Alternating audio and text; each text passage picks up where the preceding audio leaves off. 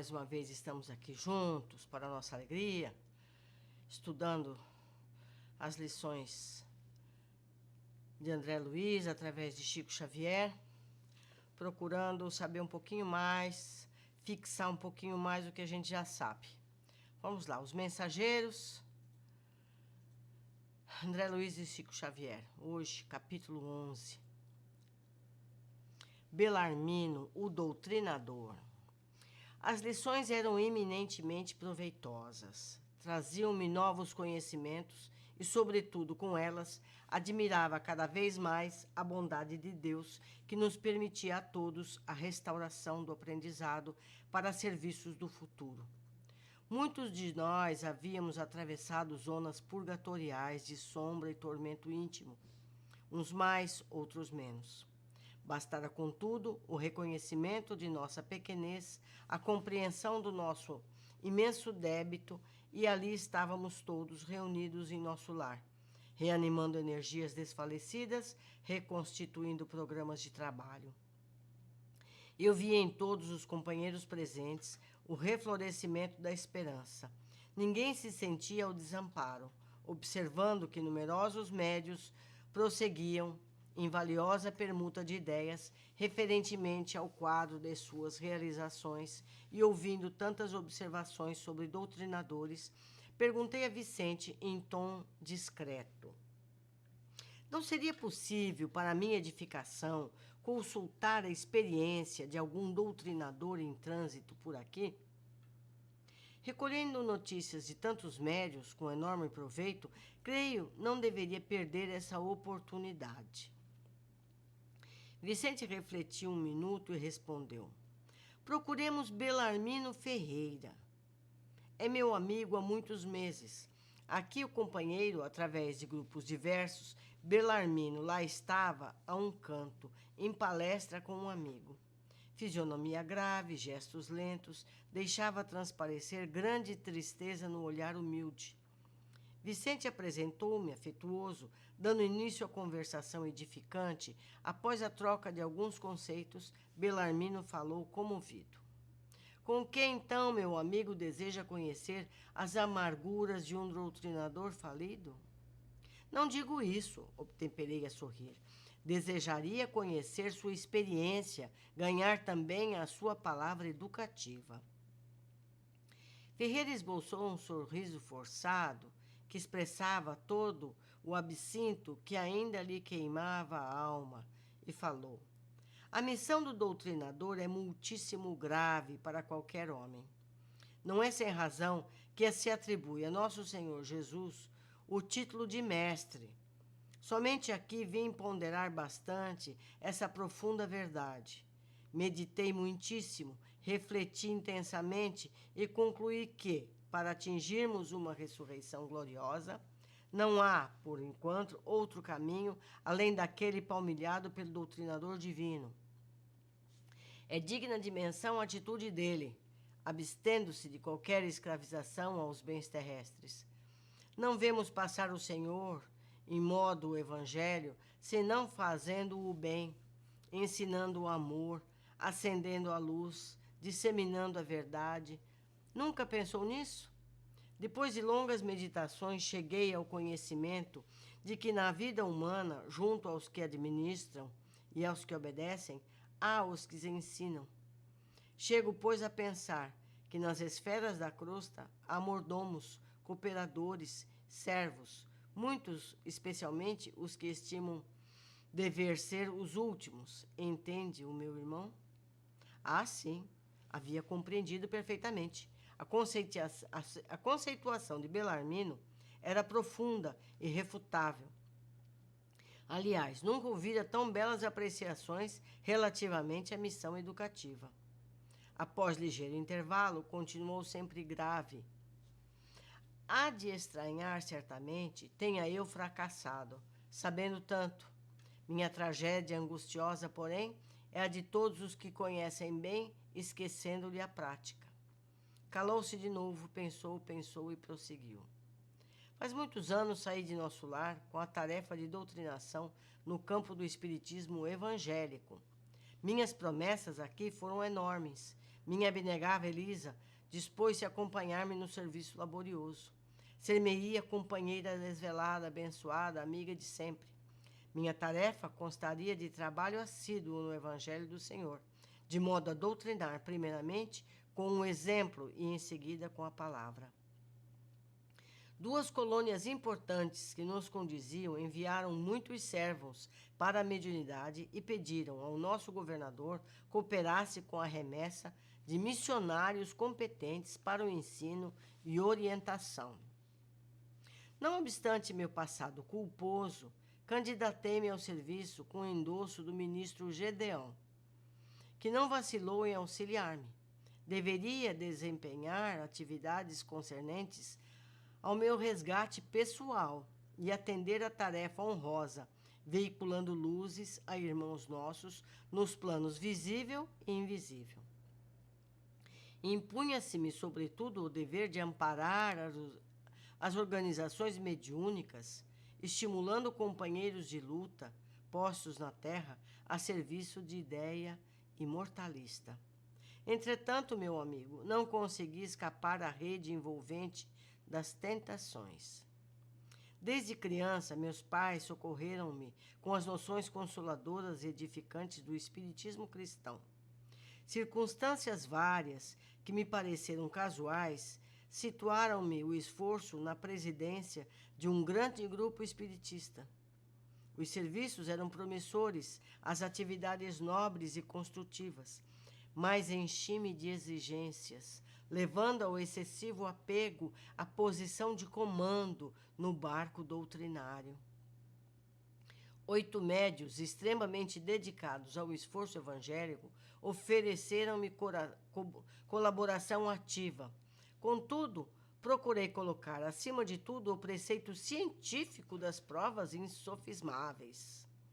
Cerrei os olhos à lei do merecimento individual, ouvidei os imperativos do esforço próprio e, envaidecido com os meus conhecimentos no assunto, comecei a atrair amigos de mentalidade inferior ao nosso círculo, tão somente em virtude da falsa posição que usufruíam na cultura filosófica e da pesquisa científica. Insensivelmente, vicejavam-me na personalidade estranhos propósitos egoísticos. Meus novos amigos queriam demonstrações de toda sorte, e ansioso por colher colaboradores da esfera da autoridade científica, eu exigia aos pobres médiuns longas e porfiadas perquisições nos planos invisíveis. O resultado era sempre negativo, porque cada homem receberá, agora e no futuro, de acordo com as suas próprias obras. Isso me irritava. Instalou-se a dúvida em meu coração. Devagarinho, perdi a serenidade de outro tempo. Comecei a ver os médiuns que se retraíam aos meus caprichos, companheiros de má vontade e má fé. Prosseguiam nossas reuniões, mas na dúvida passei a descrença destruidora. Não estávamos num grupo de intercâmbio entre o visível e o invisível? Não eram os médios simples aparelhos dos defuntos comunicantes? Por que não viriam aqueles que pudessem atender aos nossos interesses materiais imediatos? Não seria melhor estabelecer um processo mecânico e rápido para as comunicações? Por que a negação do invisível aos meus propósitos de demonstrar positivamente o valor da nova doutrina? Debalde Elisa me chamava para a esfera religiosa e edificante, onde poderia aliviar o espírito atormentado. O Evangelho, todavia, é livro divino, e enquanto permanecemos na cegueira da vaidade e da ignorância, não nos expõe os tesouros sagrados. Por isso mesmo, taxava-o de velharia. E, de desastre em desastre, antes que me firmasse na missão de ensinar, os amigos brilhantes do campo das cogitações inferiores de terra arrastavam-me ao negativismo completo.